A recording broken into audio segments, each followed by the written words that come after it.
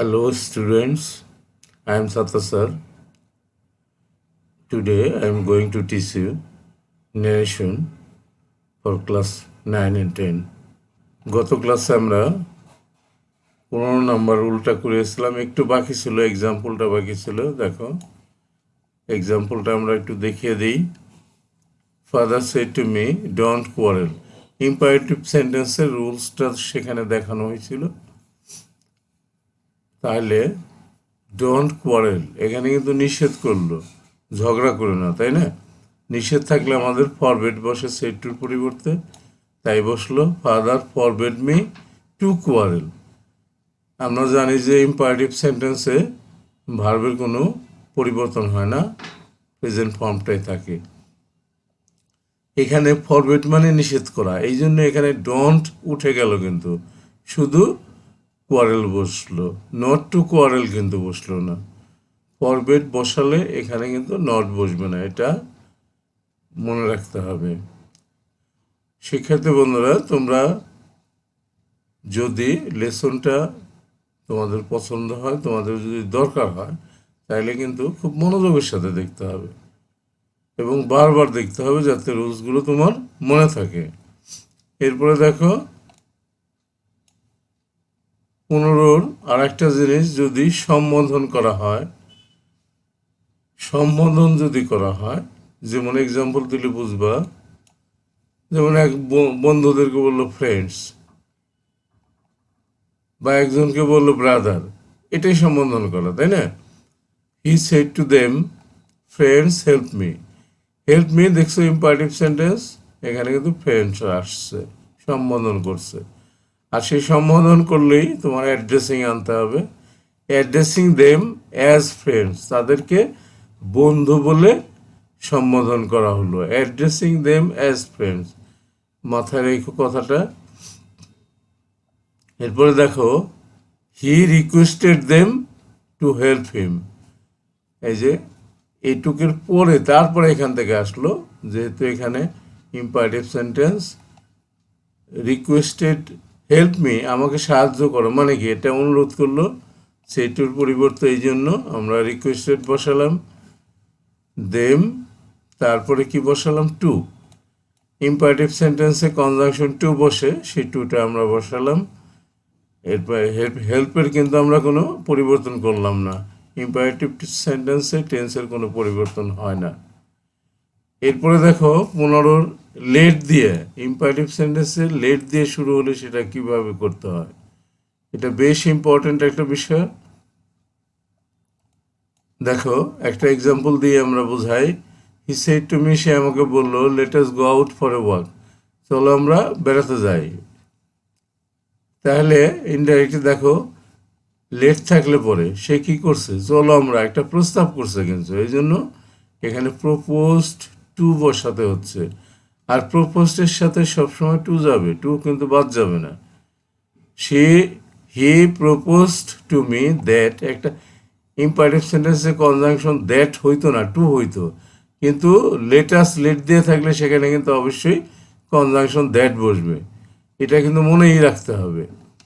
That, এই দেখো we first person, এখানে কিন্তু আস কিন্তু ফার্স্ট পারসন, তাহলে চেঞ্জ হওয়ার কথা ছিল এই সাবজেক্ট হি থেকে, কিন্তু হি থেকে যদি চেঞ্জ হইতো তাহলে হয়তো দে, কিন্তু অবজেক্ট আছে এখানে মি, তাহলে আমি বাদ পড়ে যাই, এই কারণে এখানে কিন্তু উইটাই থেকে যাবে। দ্যাট উই, আর লেট দিয়ে শুরু, লেটাস দিয়ে শুরু হলে সাবজেক্টের পরে একটা শুড বসাতে হবে, সাবজেক্টের পরে একটা শুড বসাতে হবে। তাহলে কি হলো? হি propose to me that we should go out for a walk. এরপর দেখো আরেকটা লেটের পরে, লেট দিয়ে আরেকটা দেখো, Kamal shed to me let him say what ever he likes. এই যে এখানে কিন্তু লেট আস নাই, লেট হিম। লেট আস থাকলে এক নিয়ম, আর লেটের পরে অন্য কিছু থাকলে কিন্তু অন্য নিয়ম। দেখো এখন তাহলে কি হয়েছে উত্তরটা? হি টোল্ড মি দ্যাট, এখানে টোল্ড বসানো যায়, তখন আর প্রপোজ বসানো যাবে না, কেননা প্রস্তাব করে নাই কিন্তু তখন। হি টোল্ড মি দ্যাট, এই যে এখানে দ্যাট বসবে, লেট দিয়ে রিপোর্টেড স্পিচ শুরু হলেই প্যাসিভে কিন্তু দ্যাট আসবে কনজাংশনে। আর থার্ড পারসন পরিবর্তন হলো না, হি, এই ক্ষেত্রে একটা মাইট বসবে, ওখানে কিন্তু শুড বসতো উই শুড, আর এখানে কিন্তু এই সাবজেক্ট যেটা থাকলো তারপর একটা মাইট বসলো। অথবা আর একটা জিনিস বসানো যায়, মাইট বি অ্যালাউড টু, কিন্তু সেটা একটু বড় দেখে সকলেই মাইটটাই শুধু বসায়। মাইট সে হোয়াট এভার হি, এখানে দেখো প্রেজেন্ট ফর্মে লাইক ছিল, এটা কিন্তু পাস্ট ফর্মে চলে গেল লাইকড। মাইটের পরে যেহেতু হোয়াট এভার আছে আর একটা নতুন সেন্টেন্স হয়েছে, এই জন্য এখানে কিন্তু লাইট বসলো। বোঝা গেছে নিশ্চয়ই। এরপরে দেখো 16 নম্বর রুলটা, অপটেটিভ সেন্টেন্স। অপটেটিভ সেন্টেন্স আমরা চিনি ইচ্ছা বা প্রার্থনা বোঝায়, আর সেটা সাধারণত মে দিয়ে শুরু হয়, সব ক্ষেত্রে না। তাহলে সেটুর পরিবর্তে বসে উইশড অথবা প্রেইড, ইচ্ছা বা প্রার্থনা। কনজাংশন মাঝখানে দ্যাট বসবে। একটা এক্সাম্পল দিলে ভালো বুঝতে পারবা। দেখো, father said to me, may Allah bless you. Father prayed for me, যদি এখানে ফর ব্যবহার করতে হবে যদি অবজেক্ট থাকে, কার জন্য প্রার্থনা করলো। ফাদার প্রেইড ফর মি, প্রেইড বসালে ফর বসাতে হয় যদি অবজেক্ট থাকে। কনজাংশন কিন্তু দ্যাট বসবে, যেহেতু এখানে যে বলা হলো কনজাংশন দ্যাট বসবে অপটেটিভ সেন্টেন্সে। এখানে আল্লাহ কিন্তু সাবজেক্ট, আল্লাহটা আসলো, তারপরে মেয়েটা মাইট হয়ে গেল, দেখো ভিতরে ঢুকলো। আর ব্লেস ইউ সেকেন্ড পারসন, তাহলে সেন্স হলো অবজেক্ট থেকে মি বসলো। তাহলে আমাদের শীটটা শেষ হয়ে গেল, আমরা নতুন শীটে চলে যাই। এবার দেখো 17 নম্বর এক্সক্লেমেটরি সেন্টেন্স। এক্সক্লেমেটরি সেন্টেন্স আমরা চিনি, কিভাবে চিনি, যে হঠাৎ কোনো দুঃখ অথবা আনন্দ বোঝায়। আর এক্সক্লেমেটরি সেন্টেন্স চেনার মূল উপায় হলো এই যে দাঁড়ির নিচে ফোঁটা বসে, অর্থাৎ নোট অফ এক্সক্লেমেশন বসে। এখানে সেন্টেন্সের সেইটুর পরিবর্তে বসতেছে exclaimed with joy, exclaimed with sorrow, exclaimed with wonder, অথবা cried out with joy, cried out with sorrow, cried out with wonder. এটা সেন্টেন্সের মানে মুডটা বুঝে এটা বসাতে হবে। আনন্দ হলে এক্সক্লেমড উইথ জয়, দুঃখ হলে এক্সক্লেমড উইথ সরো, আশ্চর্যজনক হলে এক্সক্লেমড উইথ ওয়ান্ডার। এক্সক্লেমডের জায়গায় ক্রাইড আউটও দেওয়া যায়। আর কনজাংশনটা কিন্তু দ্যাট বসে, মাঝখানে দ্যাট দ্বারা যুক্ত হবে। একটা এক্সাম্পল দিলে আর একটু ভালো করে বোঝা যাবে। দেখো, the man said, alas I am undone, হায় আমি শেষ হয়ে গেছি। তাহলে দেখো, দ্য ম্যান এক্সক্লেমড উইথ সরো, এখানে কিন্তু দুঃখের কথা বলা হয়েছে, এই জন্য এক্সক্লেমড উইথ সরো। দ্যাট সাবজেক্ট আই আছে, সেন্স হলো সাবজেক্ট থেকে দ্য ম্যানের পরিবর্তে হি বসলো। এখানে ছিল এম, হির সাথে ওয়াজ আসলো, হি ওয়াজ আনডান, টেন্সের পরিবর্তন হলো। এখানে কিন্তু টেন্সের পরিবর্তন হবে। নিশ্চয়ই বুঝতে পেরেছো বন্ধুরা। এবার দেখো 18 নম্বর কি বলছে, প্যাসেজ ন্যারেশন। অর্থাৎ এই এখন থেকে যে কয়েকটা রুলস আছে সেই কয়েকটা রুলস প্যাসেজ ন্যারেশন করতে বেশি ব্যবহৃত হয়। ডিটাচ সেন্টেন্স এগুলো খুব কম ব্যবহৃত হয়। তোমাদের মূল জিনিসটাই কিন্তু প্যাসেজ ন্যারেশন। আগের যে 17টা রুলস আমি দেখালাম সেগুলো না পারলে কিন্তু আবার প্যাসেজ ন্যারেশনও পারবা না। আর প্যাসেজ ন্যারেশনের জন্য অতিরিক্ত এই রুলসগুলো লাগবে। দেখো, রিপোর্টিং ভার্বটি মাঝে বা শেষে, ভার্বটির হবে বৈষেন্দ্র, ভার্বটির মাঝে বা শেষে থাকলে, রিপোর্টিং ভার্বটি নে টি হবে, ঠিকই আছে কথাটা, মাঝে বা শেষে থাকলে ইনডাইরেক্ট করার সময় প্রথমে নিয়ে আসতে হবে। উদাহরণ দিলে ভালো বুঝতে পারবা। দেখো ডি নাম্বারটা, will you go to school tomorrow, I ask the boy. এই যে রিপোর্টিং ভার্বটা শেষে আছে, তাহলে কিন্তু ইনডাইরেক্ট করার সময় রিপোর্টিং ভাবটাকে প্রথমে নিয়ে আসতে হবে। আই আস্কড দ্য বয়, দেখো ইন্টারগ্রেটিভ সেন্টেন্সের যে নিয়মটা আগে আমরা শিখিয়েছি, সেখানে কি এই অক্সিলারি দিয়ে শুরু হলো না? তাহলে আমরা কনজাংশন ইফ বসালাম। ইফ এই যে উইল ইউ ছিল, তাহলে এটা অবজেক্ট থেকে চেঞ্জ হবে, দ্য বয় থেকে চেঞ্জ হলো, তার পরিবর্তে হি বসলো।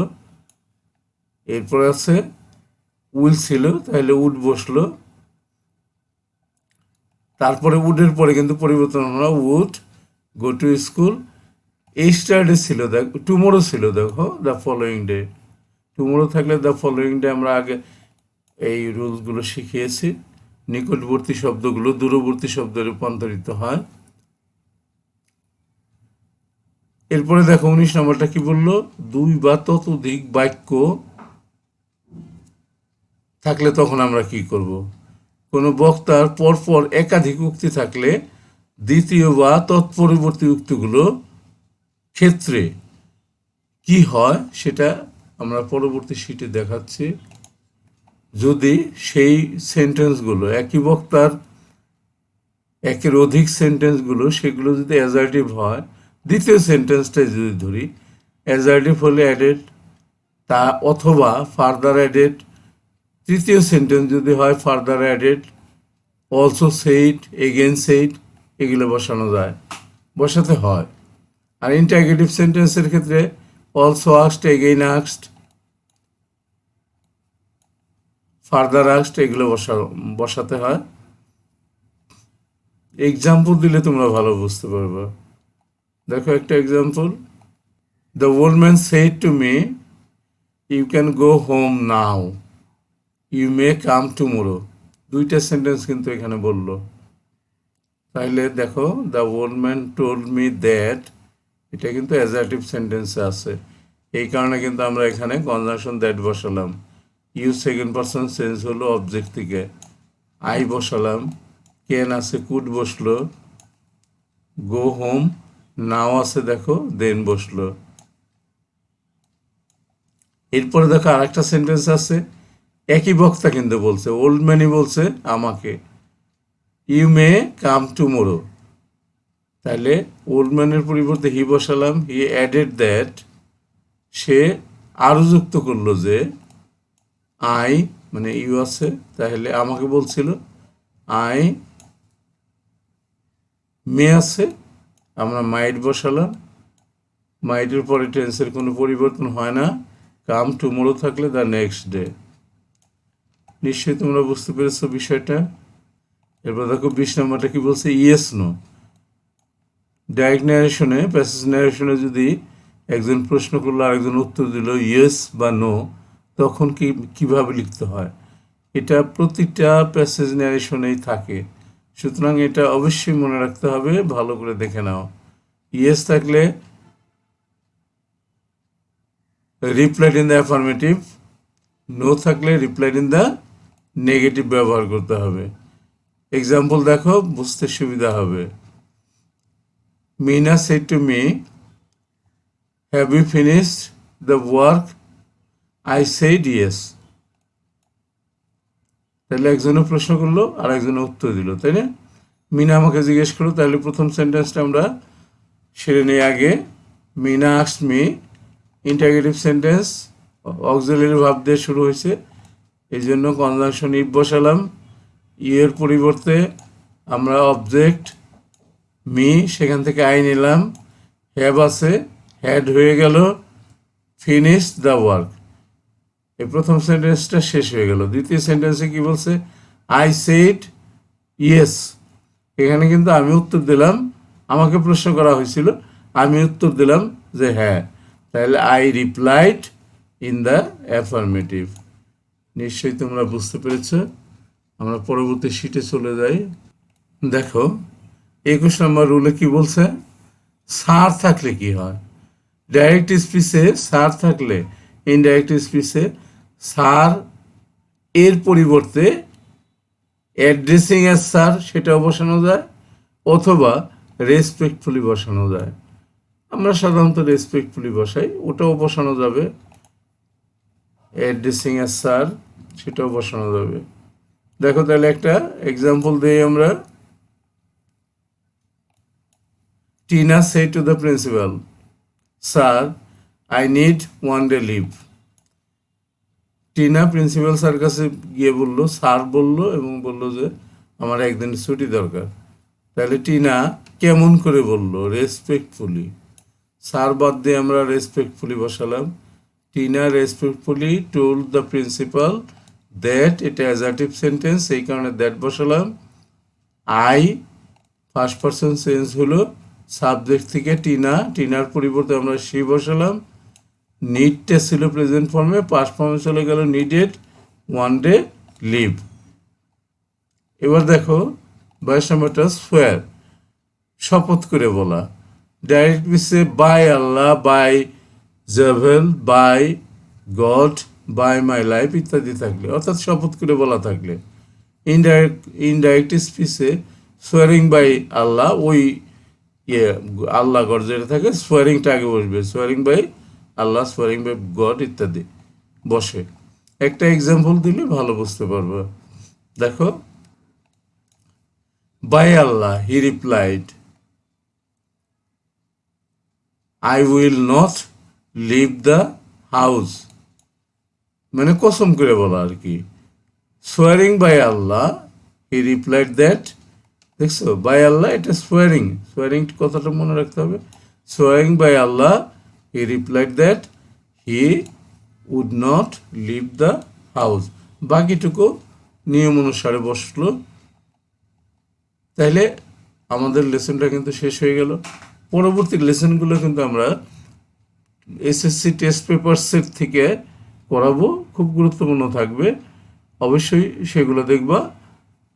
সকলকে অসংখ্য ধন্যবাদ জানিয়ে এখানে শেষ করছি। Thank you everybody.